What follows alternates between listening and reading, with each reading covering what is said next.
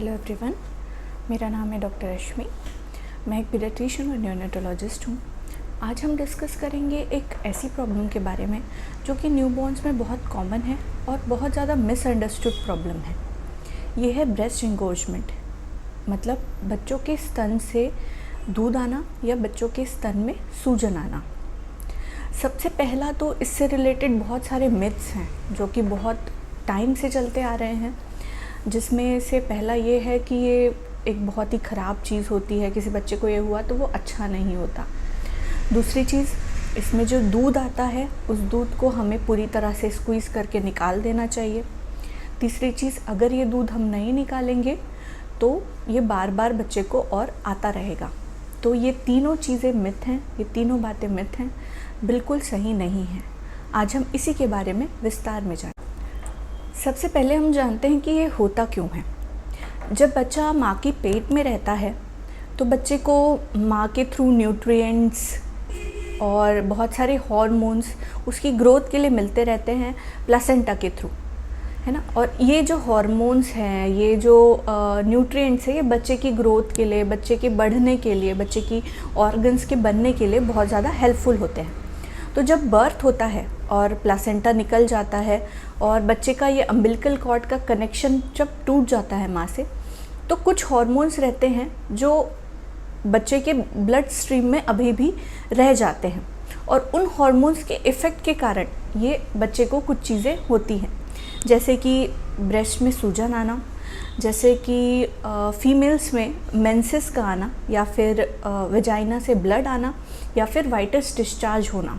ये सारी चीज़ें सिर्फ इसीलिए होती है क्योंकि मैटरनल हार्मोन्स, मदर के कुछ हार्मोन्स रहते हैं, वो अभी भी कुछ टाइम तक न्यूबॉर्न के ब्लड में प्रेजेंट रहते हैं। ये हार्मोन्स ग्रेजुअली धीरे धीरे कम हो जाते हैं।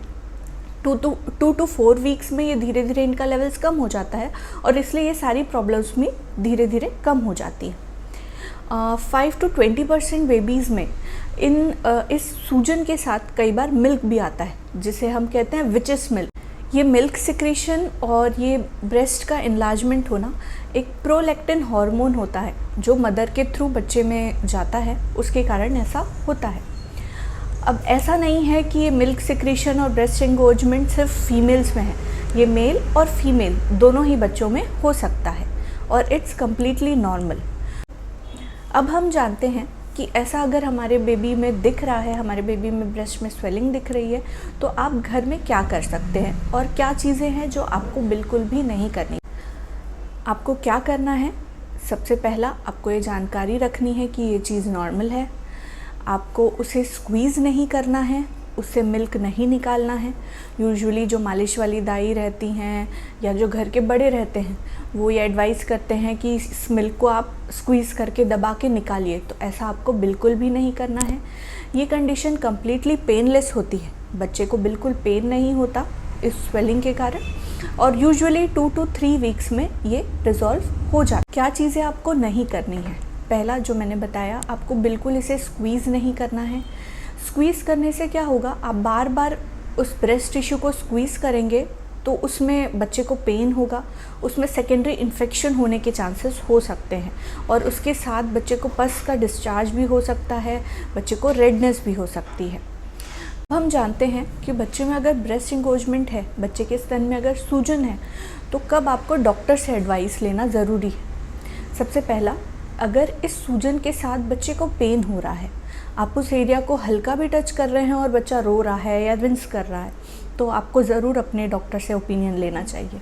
दूसरी चीज़, वो एरिया कंपैरेटिवली वार्म है compare to the normal adjacent area, मतलब बाकी साइड के एरिया से वो एरिया कंपैरेटिवली वार्म है।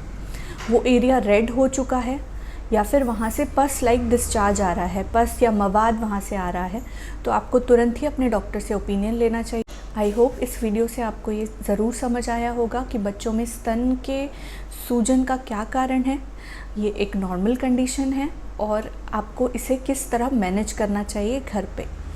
इसी तरह के इन्फॉर्मेटिव वीडियोस के लिए आप मेरे चैनल को ज़रूर सब्सक्राइब कीजिए। आप कमेंट करके आपके कुछ सवाल हैं तो मुझे पूछ सकते हैं। Thank you.